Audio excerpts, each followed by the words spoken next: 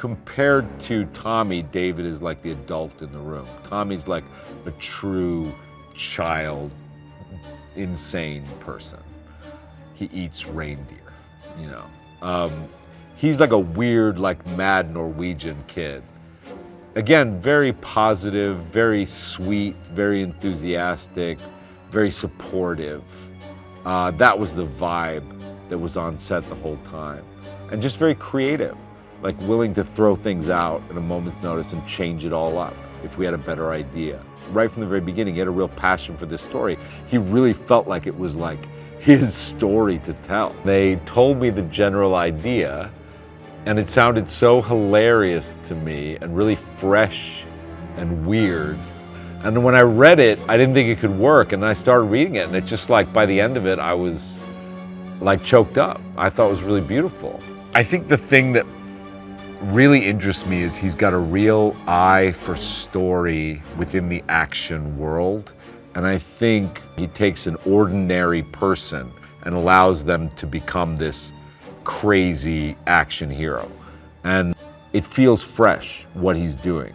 10,000 years pass of him giving out toys, and he creates this commercialist, horrible world where kids just consume and just want more and more and more. And so he's become this fat, like saccharine dude who's created this world of greed through an action that he thought was going to create generosity. I mean, it's a wild movie, man. It's all you could eat. It's got it all in it. Violence, gore, hilarity, really touching and moving, and great freaking action. It's a very edgy Christmas movie, and I think people appreciate that.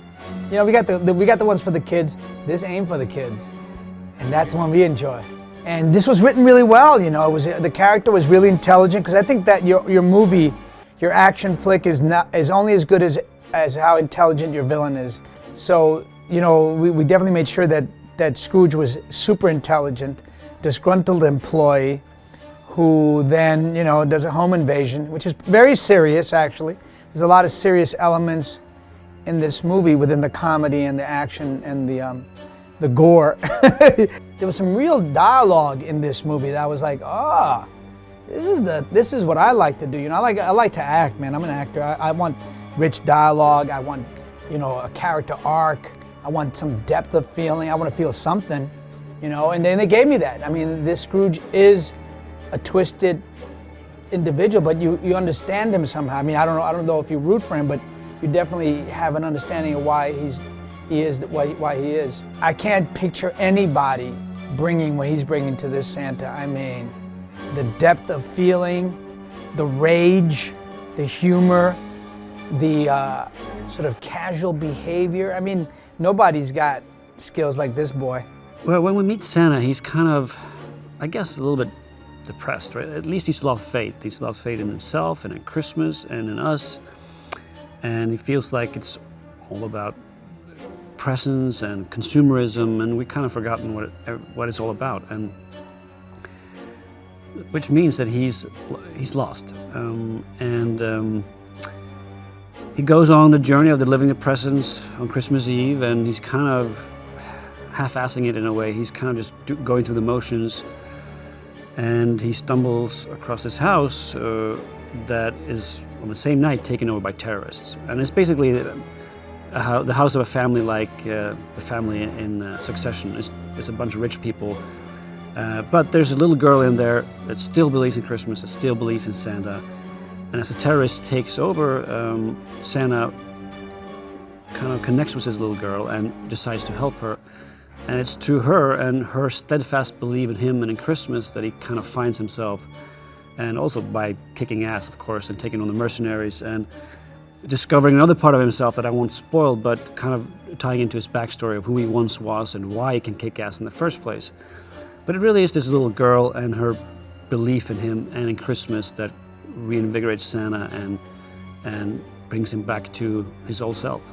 Dave just loves action and he loves humor, and he same as me, and so we have a lot of fun not only coming up with the action and the action set piece, but also adding humor to it and always having fun with it and always try to surprise the audience, making set pieces within the set piece. So yeah, no, it was truly a blast, and seeing them work is always a joy. I got the script from 87 North a little over a year ago, and they only said one thing. They said it's like Die Hard with Santa Claus. So hearing that is like, oh yeah, that sounds cool, but it could also be a little too out there. But they sent me the script, and it had all the action I expected, all the action, all the humor, all the craziness, but it also had a lot of heart. And that's what I connected to, was the fact that despite all the craziness, despite all the action, it still felt like a Christmas movie. So that was the reason why I jumped on it. Yes, I knew I could do the action, I knew I could do the humor, but the challenge to me, and what I would love to try to do, was to make it a movie with a big heart, because if you nail that, you can go as crazy as you want on the other stuff. I'm extremely proud of Violent Night, and I'm so happy that we managed to preserve what we talked about from day one, which is the heart and the soul of the movie, and making it feel like a Christmas movie. And that was a goal of ours, actually, when we discussed it. Like, we want this to be the type of film that after you've seen all the classical Christmas movies and the youngest kids have gone to bed, then you put on Violent Night and you have some fun. What can Santa do? What have we seen him do in other movies, or his mythology, and like how can we embrace all of that but in new and fun ways? And obviously a big thing is the nice and naughty list, which we use in a big way, and Santa uses this as a tool to not only see who's good, but also basically count the bad guys around him, and how many he has left. He has his bag, his endless gift bag that he uses in the Frosty fight especially. He can go up to the chimney by touching his nose. Oh, there's a lot of favorite bits. I mean, I do think I'm loving, all the moments with David's Santa. I do think the scene with the, meeting the family is all hilarious. I love the irreverent fights. So, I mean, I knew I was gonna like those. So, they're stacking up a lot of great moments, and that's all you can hope for when you're shooting. You feel like the tide of production just goes, and you can only you kind of have to be zen about it, and like just stack up good moments, stack up good moments, stack up good moments, and get those moments into editorial, and then squeeze this thing down into its best version. I think they're gonna like it. I think people are gonna like how fun Violent Night is. I think it'll be interesting when they start to put materials together and like how they're gonna promote this movie, because it is so crazy and bonkers. But when they realize that it is a movie about, getting your Christmas mojo back, and like really,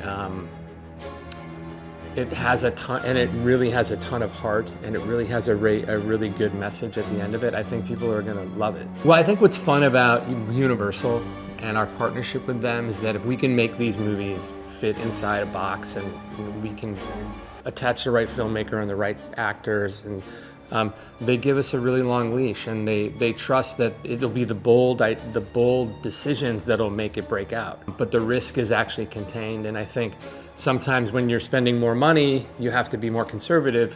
When we can do these for a modest price, and it's still a lot of money, we can do bold things and provocative things and fun things and rated R things. It just was such a cool idea, such a big idea. Like Santa getting his Christmas spirit back through like beating up people on the naughty list. It's an awesome combination of comedy, action, and heart that is sort of critical for the wild ride and to accept this sort of, big idea. He's so different than Harbor. Like, they could not be more different in size, shape, feel, vibe, everything. And so how does Legs, fight versus Harbor? It's like, oil and water, and that combination is so much more interesting than two giant guys who come from the same sort of like vibe of like just life. It's due to their structure, and their form. And so we were able to play with that a lot, and he was game. It's just been a dream to work with him again. One of the fun things that we thought, especially at the sort of setup of the movie, is that he fights with the stuff around him, which is like Christmas sort of ornamentation. And that was one of the big ideas in the pitch of the movie that we thought was so fun. Like, you know, these innocent looking, you know, lights on your tree can strangle a dude to death in 2.5 minutes, or, you know, a nutcracker can, you know, be more than, you know, a lovely display for cracking nuts, which nobody even does, and it can turn into something really violent and gruesome. And, you know, we play into that a lot in the movie, and I think that's going to be a lot of fun for people to see.